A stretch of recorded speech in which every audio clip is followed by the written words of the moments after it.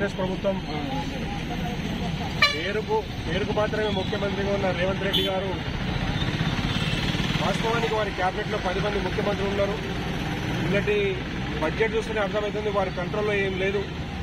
10 మంది మంత్రులు వాళ్ళ శాఖలకు, వాళ్ళకు అవసరాలకు, వాళ్ళ కాంట్రాక్టర్లకు, వాళ్ళ వందిమాగులకు, వాళ్లకు సంబంధించిన బంధువర్గానికి ఏ విధంగా కాంట్రాక్టులు, బిజినెస్లు, స్కీములు అప్పచెప్పుకోవాలో ఆ విధంగా మాత్రం డివైడ్ చేసినట్టు కనబడ్డది.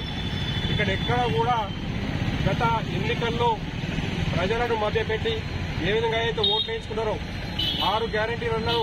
6 గ్యారంటీల్లో ఒక గ్యారంటీ కూడా పూర్తిగా నెరవేర్చలేదు. ఇవాళ రైతు రుణమాఫీ చేసినామని డబ్బాలు కొట్టుకుని పాలాభిషేకాలు చేసుకుంటున్నారు.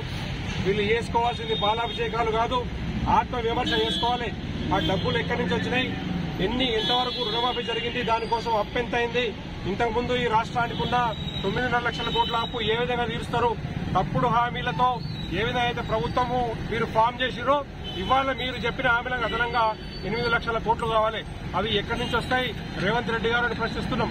మీ దగ్గర 10 మంది ముఖ్యమంత్రులు ఢిల్లీకి మా కేంద్ర మంత్రుల దగ్గరికి పోతే ఒక ముఖ్యమంత్రి అందరి మంత్రులను కలిసి ఏ శాఖకు ఏం కావాలి, ఆర్థిక శాఖ దగ్గర ఎంత కావాలి డబ్బు, లోన్లు ఎక్కడ కావాలి, వ్యవసాయ శాఖకి ఏం కావాలి, అర్బన్ డెవలప్మెంట్ ఏం కావాలి, రోడ్లకు ఏం కావాలి, ఇరిగేషన్కి ఏం కావాలి, పంచాయతీరాజ్కి ఏం కావాలని డబ్బులు తెచ్చుకోవాలి. కానీ ఏ మంత్రికి ఆ మంత్రి 10 మంది మంత్రి కేంద్ర మంత్రులతో తిరుగుతాడు. ఎవరికి వాళ్ళు పైరవీలు చేసుకోవడానికి తప్పితే ఢిల్లీకి ఒక వర్గంగా, ఒక టీమ్ గా ఈ తెలంగాణ ప్రభుత్వం పోతురాడు కనబడతలేదు. అక్కడ కేంద్ర మంత్రులతో చర్చిస్తే అర్థమవుతుంది. అక్కడ యూనిటీ లేదు. అందరూ అభద్రతా భావంతో ఉన్నారు. ఇవాళ మీరు రుణమాఫీ విషయంలో ఫెయిల్ అయింది. చాలా మంది రైతులకు 1 లక్ష రూపాయలు కూడా ఇంతవరకు రుణం రాలేదు. దాదాపు 40% మంది రైతులకు రుణం మాఫీ కాలేదు 1 లక్ష లోపే. ఇంకా 1 లక్ష చేయాలి, పూర్తిగా 100% చేయాలి.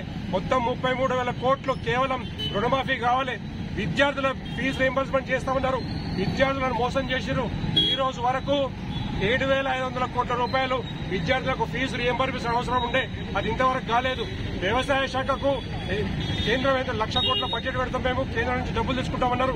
కేంద్రానికి అర్జీలు పెడుతున్న తప్పితే వ్యవసాయ శాఖకు అదనంగా ఇచ్చింది లేదు, ఆరోగ్య శాఖకి ఇచ్చింది లేదు, ఇన్సూరెన్స్ కి ఇచ్చింది లేదు, ఫార్మర్ క్రాప్ లోన్స్ కి ఇచ్చింది లేదు. మొత్తం కేంద్ర ప్రభుత్వం దగ్గర 8 లక్షల కోట్లు మాకు కావాలి, అప్పుల చిట్టా లిస్ట్ అంతా పెట్టి డబ్బులు కావాలని దేబరించుకుంటా మంత్రులందరూ ఢిల్లీలో తిరుగుడు తప్పితే ఇక్కడ ఇంప్లిమెంటేషన్ జరుగుతలేదు. రేవంత్ రెడ్డి గారు ఇవాళ మీరు ఇక్కడ ఇంతకుముందు ఏదైతే టీఆర్ఎస్ అవినీతి ప్రభుత్వం ఉండదో వాళ్ళు ఈ అసైన్మెంట్ భూముల పేరు మీద, ధరణి భూముల పేరు మీద రైతులను ఎట్లయితే టార్చర్ చేస్తున్నారో వాళ్ళందరినీ కూడా బతికిస్తాం, మేము ఈ ధరణి రద్దు చేస్తామని అన్నారు.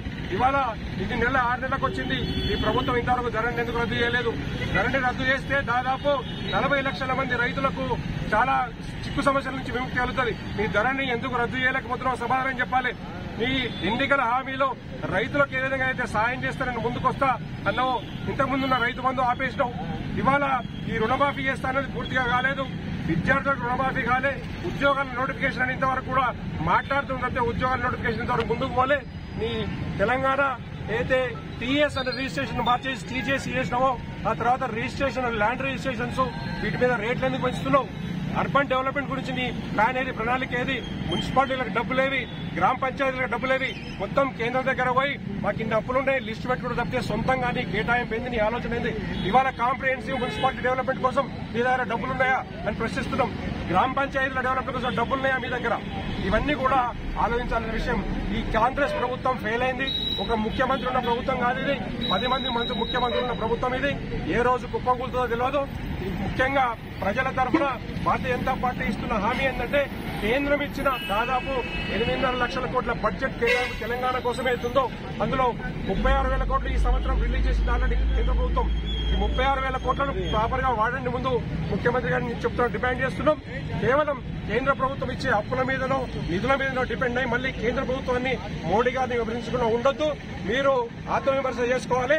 మీ హామీలు వెంటనే అమలు చేయాలి. లేకపోతే మీరు రాజీనామా చేసి మీరు దిగిపోవాలని ప్రభుత్వం నుంచి డిమాండ్ చేస్తున్నాం. భారత్ మాతా కీ జై. భారత్ మాతా కీ జై.